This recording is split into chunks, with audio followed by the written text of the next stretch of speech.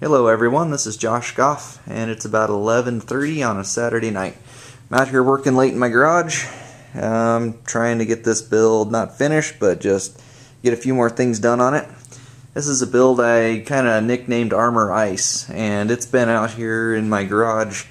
Geez, it seems like all winter. We've just been doing little mods here and there, painting, planning different builds. The user's online name is PhotoClicker, and he's not in a real big hurry to get this one done, just wants it done right and wants a lot of little custom things done on it. So anyway, I'm just going to show a few updates, kind of give a brief overview of what we've been doing on it and how it's coming along so far.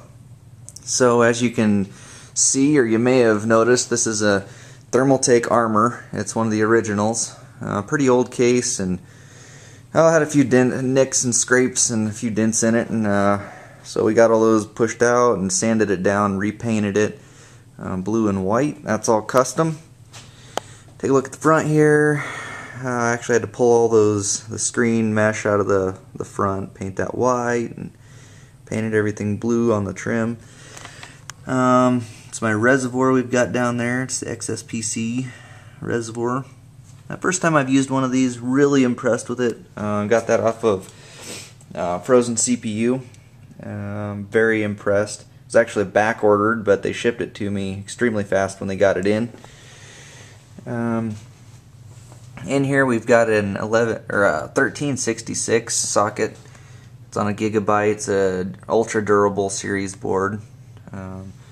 Very nice board. We've got an i7 underneath that water block there. It's an i7 950. 6 gigs of G.Skill. Probably going to do, I think, 12 eventually, but we're doing 6 for now.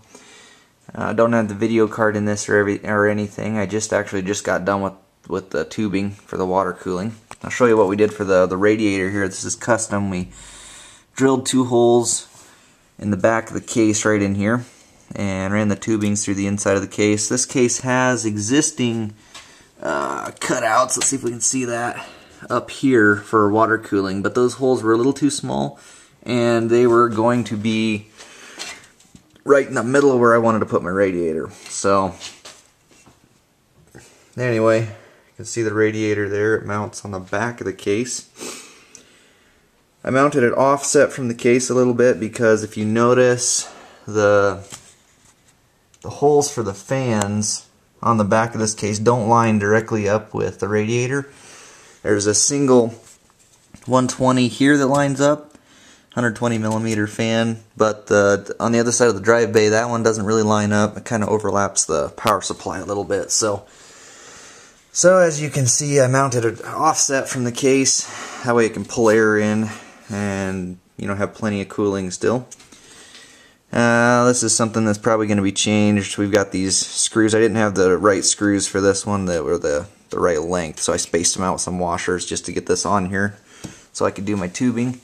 We'll have to get screws and pull those back out, replace that.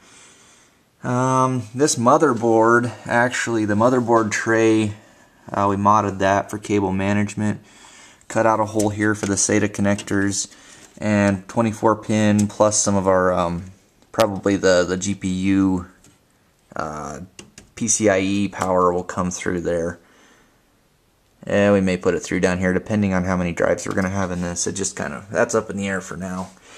As you can see, the CPU power, see if I can get that to focus there. Power for the CPU, we modded a hole in there so that comes in. It's your 8-pin connector there. Down here on the bottom, see if I can get around my tubing. If you can see that, right down here on the bottom, there's actually cutouts for all the USB headers, audio header, and the front panel. Power button and such over here. That's modded.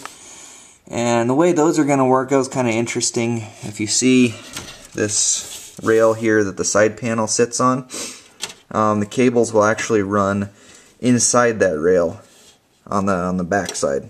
It's the same thing on the back side. It'll run inside that rail and then come out those little holes we cut in here. So it's going to be kind of a trick getting those threaded through there, but once we do, I think it'll be worth it. Down here, you can see cold cathodes. Got those hidden there. It's a 15-inch cold cathode, and also up here on the top we've got a cold cathode. So this is going to be a very blue case when we're done. A lot of blue glow. I think it'll look pretty good. So as you can see, painted the trim on the top there. And as usual, my workbench is a gigantic disaster right now. So just working on this case and getting it done. That's about all I have to update for now. Keep checking my blog and YouTube for further videos. We'll be doing a few once this gets done, and probably a couple in between then and now. Thanks for watching. Josh Goff, out.